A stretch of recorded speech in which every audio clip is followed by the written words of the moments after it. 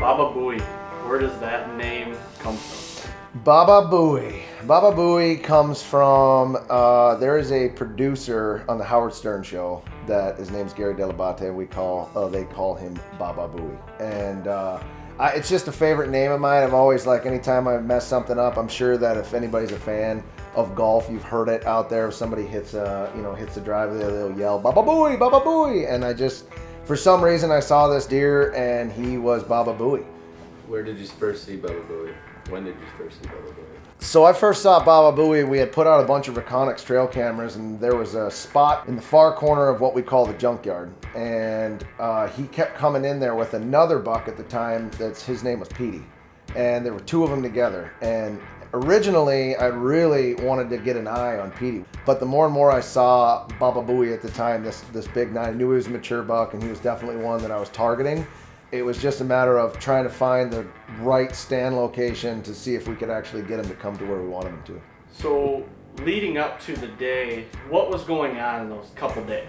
I was playing a complete game of cat and mouse with this deer. I had hung a stand at the top up in the CRP field, and I was anticipating that to be an evening stand and the junkyard to be more of a morning stand. So we put that stand up there, and I sat in the opposite stand, and sure enough, Baba Booey walked right in front of the camera. When we were sitting there in the stand, these bucks were on every 3-day rotation, and it was quite a surprise that we saw him on that day, weren't we? We were expecting somebody else that day.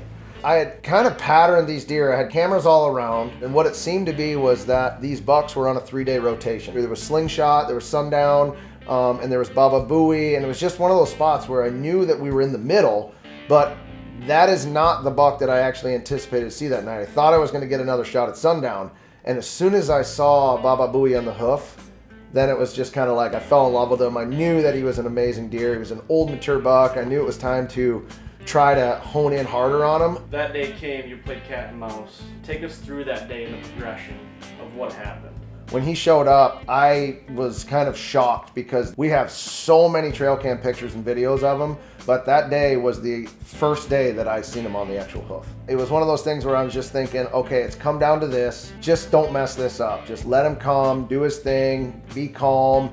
He was kind of on a rope. He was just cruising through there trying to check for does. And I felt like I was at full draw for like 10 minutes in my mind, when really it was, probably about 35, 45 seconds, but it just felt like forever. And I knew once he was in there, he'd give me that broadside shot, and sure enough, he did. And once I released it and I saw that arrow penetrate him, I was shooting the Rage Extreme at the time, and it went through the front shoulder into the second shoulder and broke it down. So I knew that he was hit well, because as soon as he spun and started running, I could see him spraying. So I knew at that point that all that hard work, all that cat and mouse game was coming together, and Baba Booey at some point was going to fall over.